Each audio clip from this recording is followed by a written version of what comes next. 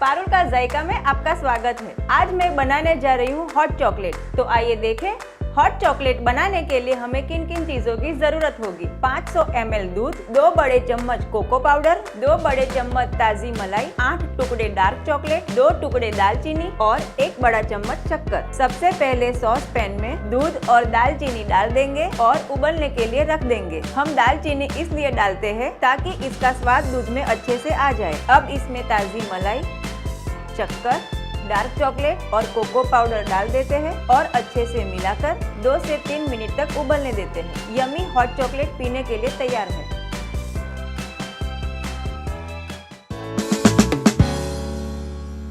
तो आइए देखें मेथी मसाला बाइट्स बनाने के लिए हमें किन किन चीजों की जरूरत होगी। 100 ग्राम मेथी बारीक कटी हुई, 100 ग्राम बेसन, 1 बड़ा चम्मच अदरक मिर्ची लहसुन का पेस्ट, 1 कटोरी बारीक कटा हुआ हरा धनिया, 150 ml छाछ, 1 छोटा चम्मच हल्दी पाउडर, 1 छोटा चम्मच तिल, 1 छोटा चम्मच राई, आधा छोटा चम्मच हींग, स्वाद अनुसार नमक और 1 बड़ा चम्मच तेल। सबसे पहले एक कटोरे में बेसन, छाछ, मेथी, हरा धनिया, अदरक मिर्ची लहसुन का पेस्ट, हींग, हल्दी और नमक डालकर अच्छे से मिला लेंगे और घोल तैयार कर लेंगे। अब एक कढ़ाई में तैयार किया हुआ मिश्रण डाल देंगे और इसे धीमी आंच पर लगातार चलाते जाएंगे ताकि इसमें गुठलियां ना जम जाए। हमें इसे कम से कम 8 से 10 मिनट तक पकाना है। ये अच्छे से पक चुका है। अब हम इसे निकाल देंगे।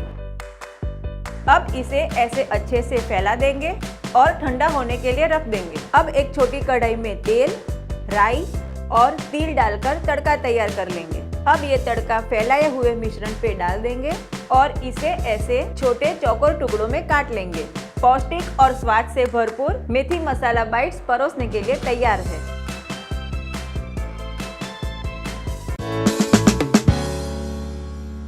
तो आइए देखें दाबेली बनाने के लिए हमें किन किन चीजों की जरूरत होगी।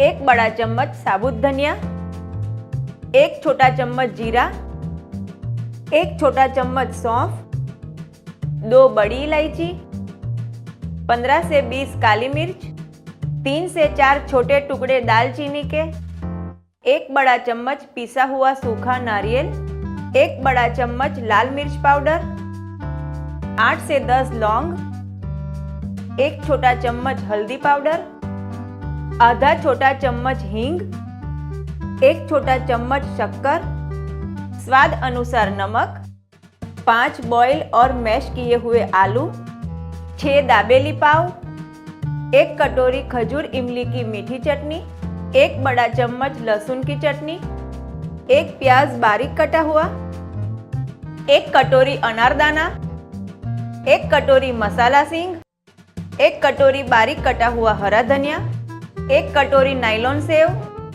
1 बड़ा चम्मच बटर, 1 छोटा चम्मच तेल और पानी।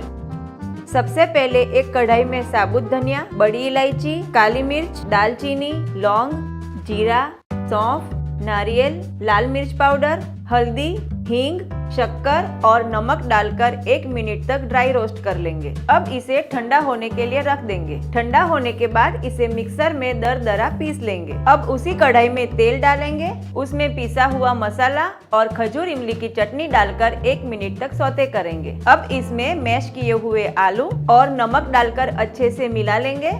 अब इसमें थोड़ा पानी डालेंगे, अच्छे से मिला लेंगे और 2 से 3 मिनट तक पकने देंगे। अब तैयार किया हुआ मसाला हम एक प्लेट में निकाल देंगे।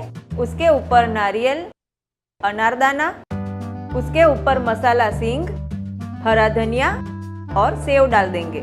ये स्टफिंग बनकर तैयार है। अब पाव को ये 2 साइड से ऐसे काट लेंगे।